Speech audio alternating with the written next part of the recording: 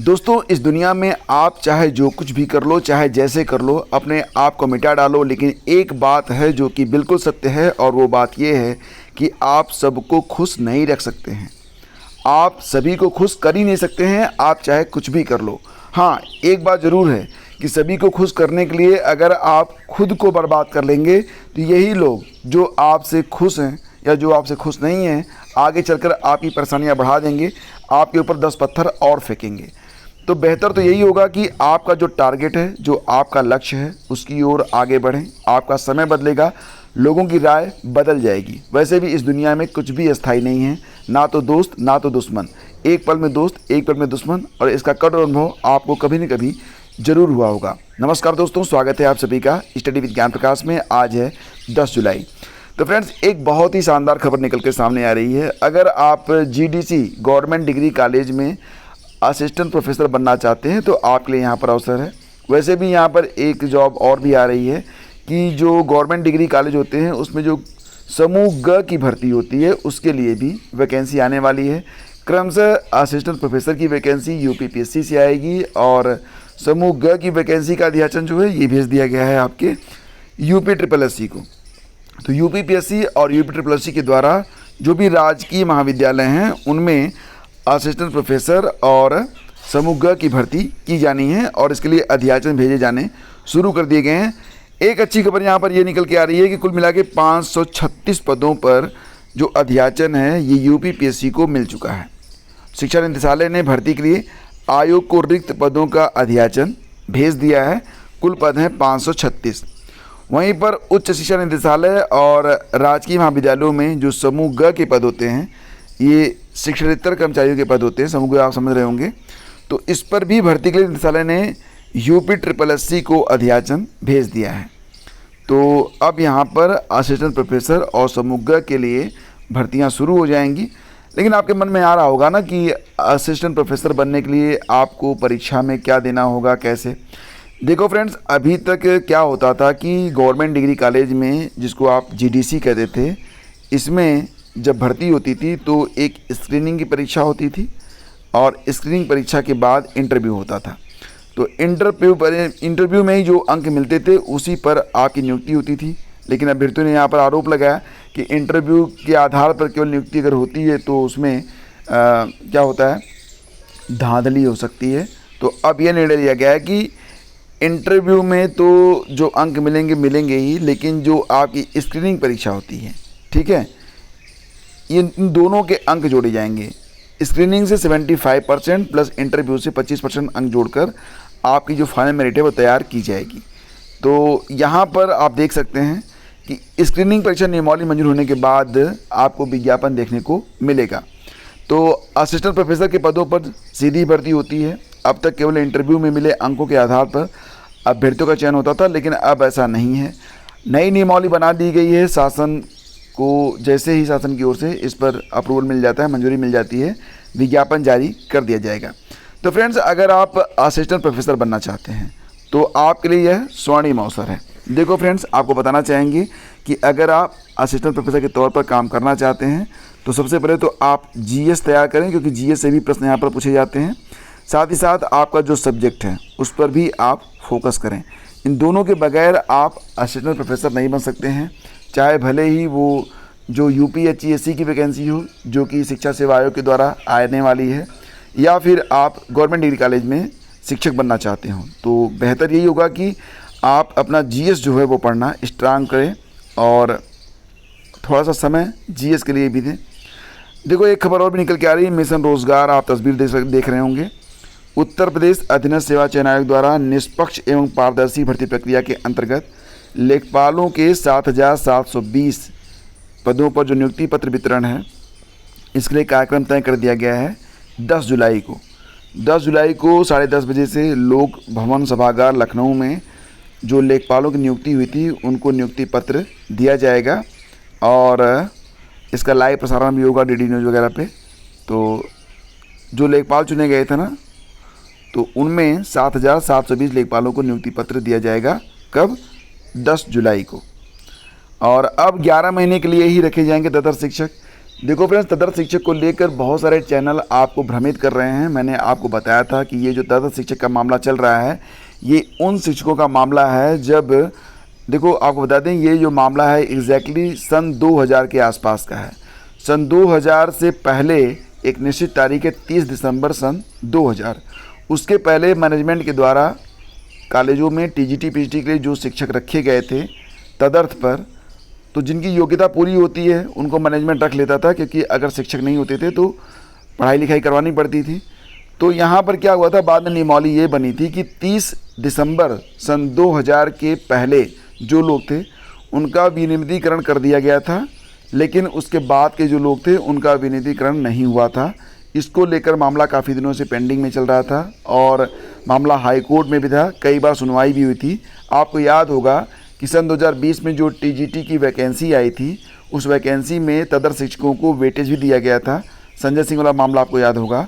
और अब यहाँ पर अंतिम निर्णय ये लिया गया था कुछ दिन पहले कि जो लोग तदर्थ हैं उनको नियमित नहीं किया जाएगा, वो बाहर होंगे।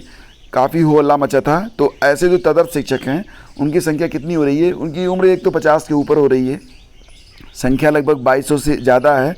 तो सरकार ने इनके लिए एक निर्णय ये लिया कि जो टीजीटी हैं उनको 25,000 रुपये प्लस जो पीजीटी हैं उनको 30,000 रुपये महीने मानदेय पर शिक्षण के तौर पर रखा जाएगा। लेकिन यहाँ पर अब जो शिक्षक काम कर चुके हैं पहले उनको फुल पेमेंट मिलता था, अब 25,000 और 30,000 रुपये के पेमेंट पर काम करने के लिए तैयार नहीं हैं।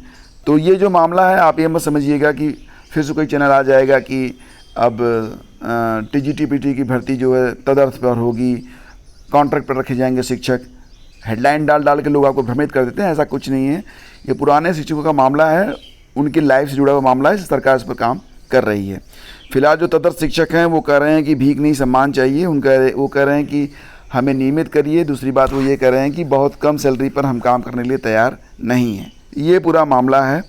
और जो दिशा निर्देश जारी हुए हैं वो ये हैं कि हाई स्कूल स्तर पर 25,000, इंटर पर 30,000 रुपये का मानदेय मिलेगा। मानदेय भुगतान प्रबंध तंत्र करेगा। 12 दिन का आकस्मिक और 17 दिन का चिकित्सकीय अवकाश मिलेगा। निर्धारित अवकाश के अतिरिक्त काम न करने पर मानदेय कटेगा। आकस्मिक मृत्यु पर मृतक आश्रित को कोई सेवा लाभ नहीं मिलेगा। मानदेय भुगतान के आधार पर अस्थायी नियुक्ति या नियमितीकरण नहीं होगा। तो ये मतलब जारी किया गया है, नई नियमावली जारी की गई है उन शिक्षकों के लिए जिनकी संख्या मतलब कुल मिला के लगभग 2254 शिक्षक हैं, और अब इनके लिए ये नियमावली बनाई गई है। ठीक है, तो इससे आपकी टीजीटी पीजीटी वैकेंसी चाहे पुरानी वाली हो चाहे आने वाली हो, उस पर कोई फ़र्क नहीं पड़ेगा। उसके बारे में परेशान मत होइएगा, ठीक है, क्योंकि कुछ लोग आ जाएंगे अभी वीडियो लेकर तो आप परेशान हो जाएंगे। खैर फ्रेंड्स, एक बड़ी खबर और भी निकल के सामने आ रही है, और ध्यान दीजिएगा इस खबर पर कि ये नियमावली लागू हो चुकी है, और आज की डेट में भी अगर आप यात्रा करते हैं तो ये नियम आप पर लागू होगा। लागू क्या हो रहा है, नया नियम क्या है कि अगर आपके पास स्लीपर का वेटिंग टिकट है या फिर एसी का वेटिंग टिकट है, तो आप वेटिंग टिकट लेकर स्लीपर डिब्बे में या फिर एसी डिब्बे में नहीं जा सकते हैं। आपके पास दो विकल्प होंगे। अगर आपका टिकट ऑनलाइन है, IRCTC से है, मैं आपको थोड़ा समझाता हूँ।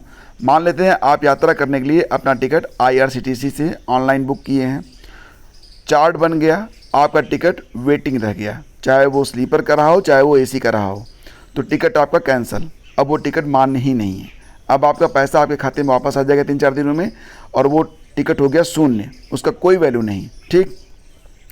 दूसरा ये होता था कि अगर आप काउंटर से टिकट ले लेते हैं और वो टिकट है वेटिंग, तो लोग क्या होता था पहले कि काउंटर का जो वेटिंग टिकट होता था उस टिकट को लेकर आप डिब्बे में बैठ सकते थे। स्लीपर का टिकट लिया है, वेटिंग में है, चार्ट बन गया है, वेटिंग में रह गया है, आप स्लीपर में बैठ सकते हैं। एसी का टिकट लिया है, वेटिंग में है, चार्ट बन गया है, तो आप एसी में बैठ सकते हैं। मतलब जिस डिब्बे का वेटिंग होता था उस डिब्बे में आप बैठ के जा सकते थे। लेकिन अब ये नियम बदल गया है।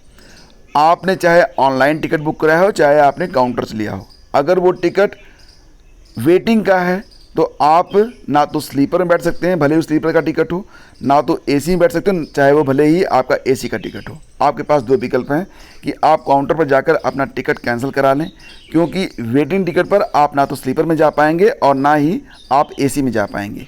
तो दो ऑप्शन है। पहला तो ये है कि आप अपना टिकट कैंसिल करा लें, यात्रा रद्द कर दें। दूसरा है कि आप यात्रा रद्द नहीं करना चाहते हैं तो आप जनरल डिब्बे में जाके बैठ जाएं। ठीक है, रिजर्व डिब्बे में आप नहीं बैठ सकते हैं। तो ये बात ध्यान रखिएगा, ये नियमावली लागू हो चुकी है, ऐसा नहीं है कि फला तारीख से लागू होगी, ये लागू है।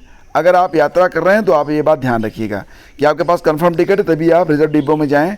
अगर आपके पास कंफर्म टिकट नहीं है तो आप रिजर्व डिब्बे में नहीं जा सकते हैं। तो ये बिल्कुल लागू कर दिया गया है। पश्चिम रेलवे ने पिछले महीने ही अपने सभी टिकट चेकिंग स्क्वाड को ख़त्म कर ट्रेनों में चेकिंग के लिए लगा दिया है। दरअसल वर्षों पहले बने रेलवे यात्रा संबंधी नियमों को सख्ती से लागू करने के लिए टिकट चेकिंग स्टाफ ट्रेनों में भेजा जा रहा है। ट्रेनों के स्लीपर और एसी क्लास में सिर्फ वही यात्री सफ़र करें जिनके पास कन्फर्म टिकट है। मतलब अगर आपके पास कन्फर्म टिकट नहीं है तो आप या तो जनरल में जाइए, अगर आपने काउंटर से लिया हुआ है, या तो उसको कैंसिल करवा लीजिए। अब आप समझ गए होंगे।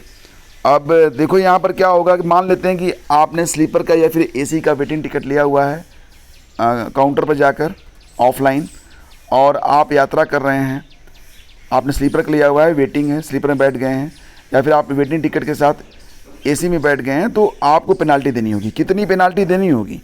अगर एसी में यात्रा करेंगे तो 440 रुपये पेनाल्टी प्लस अगले स्टेशन का किराया आपको देना पड़ेगा, काफ़ी लंबी पेनाल्टी है।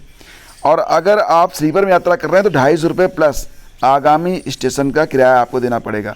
आगामी स्टेशन मतलब जहाँ से ट्रेन चलती है और अगला स्टेशन जो आने वाला है वहाँ तक का किराया, प्लस आपका अगर स्लीपर में है तो 250 रुपये और अगर एसी में है तो 440 रुपये और आपको देने पड़ेंगे। तो ये नियम लागू हो चुका है। अब इसको आप लोग थोड़ा फोकस करिएगा। इलाहाबाद विश्वविद्यालय में यूजी प्रवेश के लिए 4 दिनों के 13,000 रजिस्ट्रेशन। तो आपको पता ही है कि इलाहाबाद विश्वविद्यालय में स्नातक प्रवेश के लिए 4 दिनों में 13,000 अभ्यर्थी रजिस्ट्रेशन कर चुके हैं। और इलाहाबाद विश्वविद्यालय में central university entrance test CUET के माध्यम से प्रवेश होने हैं। CUET में पूछे गए प्रश्नों पर बड़ी संख्या में आपत्तियां आने से परिणाम जारी करने में अब देरी हो सकती है। तो फिलहाल अब ये प्रक्रिया स्टार्ट हो चुकी है। ADC में भी यूजी प्रवेश के लिए रजिस्ट्रेशन आज से शुरू हो रहे हैं। तो सारी जानकारी। तो फ्रेंड्स, ये थी आज की न्यूज़ अपडेट। सेशन आपको अच्छा लगता है, हमसे जुड़ना आपको अच्छा लगता है तो प्लीज़ इसे लाइक और शेयर जरूर कीजिएगा। कुछ लोगों को तकलीफ होती है कि सेशन की शुरुआत में मोटिवेशनल कोट्स क्यों होते हैं, और कई लोगों ने कहा कि आप बाबा बन जाइए। मुझे कोई फ़र्क नहीं पड़ता। मुझे लगता है कि एक अच्छा विचार आपकी ज़िंदगी बदल सकता है, इसलिए एक अच्छा विचार शुरुआत में मैं रखने का प्रयास करता हूँ। कभी कभी होता है, कभी कभी नहीं होता है। बाकी अगर आप चाहते हैं कि मैं आपके लिए मोटिवेशनल वीडियोज़ बनाया करूँ और मोटिवेशनल कोट्स लेकर आया करूँ तो आप मुझे कमेंट करिएगा। इस पर एक स्पेशल सेशन मैं रात में ले आया करूँगा, ताकि जो लोगों को सुनना अच्छा लगता है वो लोग इसे सुन सकें, अपने जीवन में बदलाव ला सकें, अपने लक्ष्य की ओर आगे बढ़ सकें, अपने टारगेट को अचीव कर सकें। इसी के साथ आप सभी का बहुत बहुत धन्यवाद। Thank you so much.